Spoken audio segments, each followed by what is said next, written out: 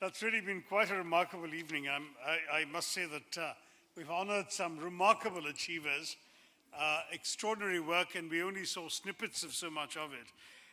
But before all of that, I really would like to have started by thanking Bobby's sister, Dolly Tharoor, and Dr. Sharada, this remarkable sisterhood, or should I say sisterhood, that has brought together this wonderful work of Laadli and population first. The evening is long, as Kamla Basin already told us. Sham to lambi ho gayi hai, and I don't really want to add too much to it. But I was so thrilled to see Kamla ji getting the Lifetime Achievement Award.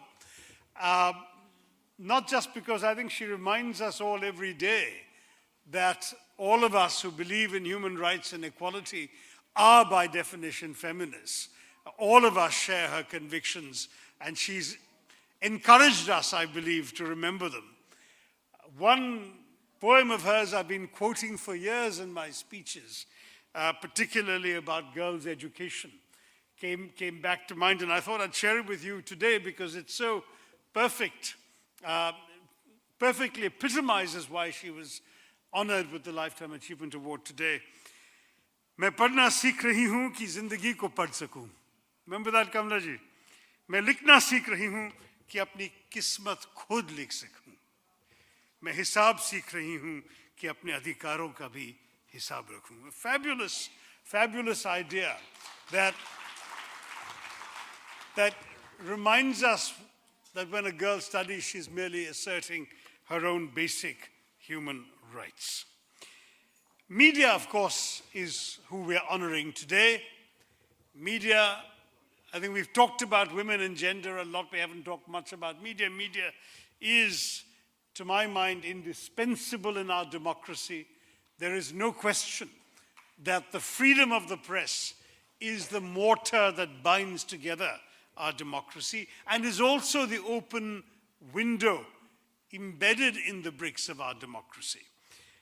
It is the media which is unafraid to highlight the complexities of the world in which we live, the conditions we have sometimes unknowingly or blindly inflicted on others, media that is not afraid to hold institutions of power and our tallest leaders accountable when they fail to recognize discrimination simply because they're unable to see it. I was so happy to see Barkha here standing so bravely for so many hours. She represents in many ways the courage of the best of our media to tell the truth as they see it, not always in ways that some of us welcome, but with integrity, with passion, and with great intelligence.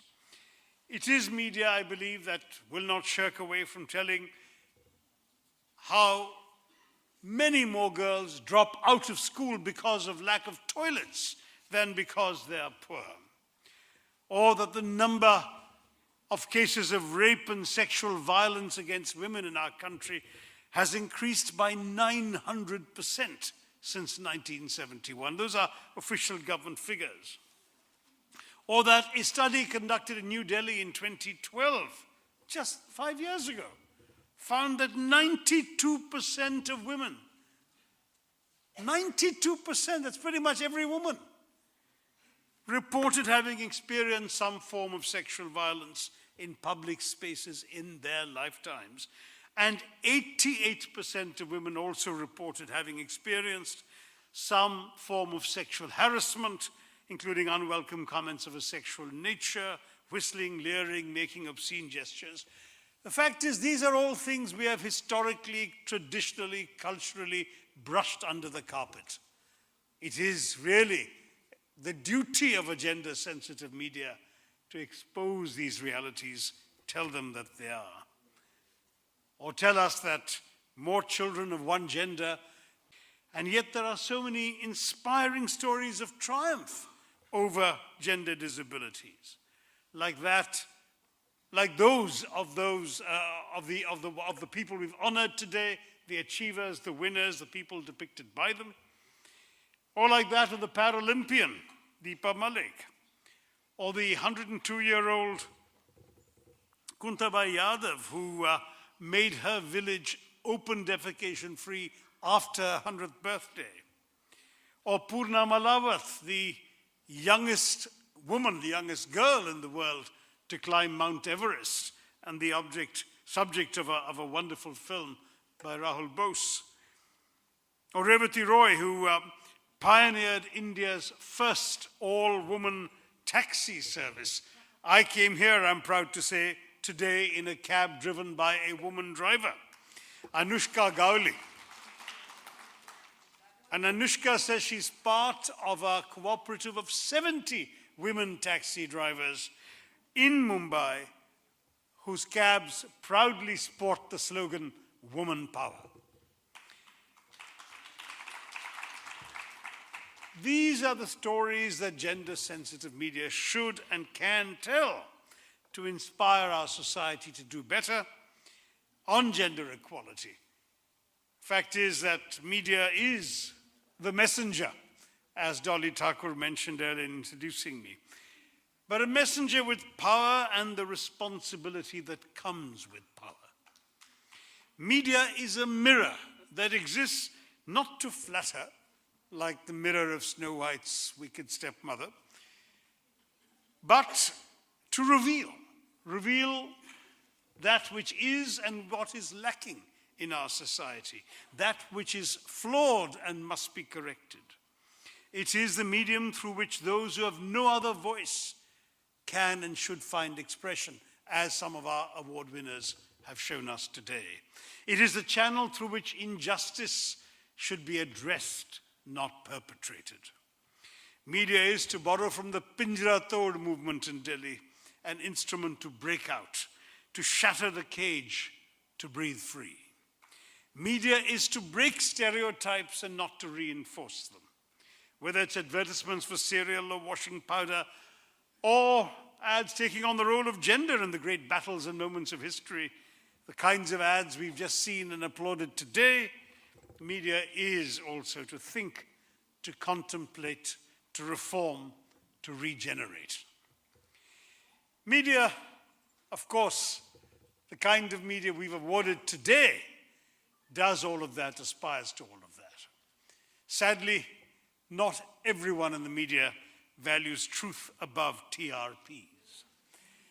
I've had occasion to say in the last couple of days, the sad but somewhat obvious and yet necessary to say truth, that it is the job of the media to be the witness in our society, but not the job of the media to be the prosecutor, the judge, and the executioner rolled into one.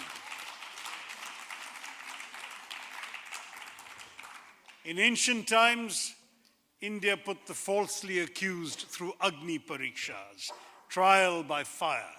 Today, India puts its falsely accused through trial by media. To stereotype, the fact is that we are in a breaking news culture. I was a bit taken aback to see the title of Sharda, Dr. Sharda's book, of these important stories of women being breaking news, because breaking news has broken many of us at many times. And it is in many ways the privileging of sensation over substance. In many ways, what we see on our televisions is a reminder of the adage that television is a medium because it's neither rare nor well done. Today in television, the rush to air the story, media also falls prey too often to the rush to judgment. Too often, journalists become the willing accomplices of the motivated leak and the malicious allegation. Banner headlines stimulate prurience, voyeurism, or outrage rather than seek to increase awareness. And these things worry me because to stereotype, to paint with a familiar brush, and when that does not work, then to threaten or to attack is easy. It's predictable. Indeed, I suppose to some it's also profitable. But true courage, real principle, and actual change, actual justice comes up from professionalism, from standing up and standing right. Gender sensitivity which we've celebrated today, is not only a fight, it's also an enlightenment. It's a way for us to be better human beings by seeing other people as equally human as we. It is a way to win victories for our society and to make a better India, a more just India, a more humane India, a more equal India. It is, of course, something that requires us to acknowledge when we have been wrong, and then make the effort to correct that wrong. It is also to stand up to the trolls on social media who issue threats of rape to journalists they disagree with, just as it is to question why a girl's color, figure, posture, shape, body, clothing, and all else is open to scrutiny. Gender sensitivity is a long battle, but it's a battle, as we have reminded ourselves today, for you, for me, for the media, to win together. Free media is the lifeblood of our democracy. I think it's fair to say that we all want not less journalism, but better journalism. India needs a professional and honest media to serve both as mirror and a scalpel. If all we have is a blunt axe, society is not well served. But today's awards honor those who are serving society well through their work in the media. I join Population First and Laadli in congratulating them for their considerable accomplishments today, singling out Kamla Bhasin for a lifetime of good work, but hoping that the rest of you award winners too will carry on the good work for the rest of your working lives. Congratulations to everyone. Thank you for having me here.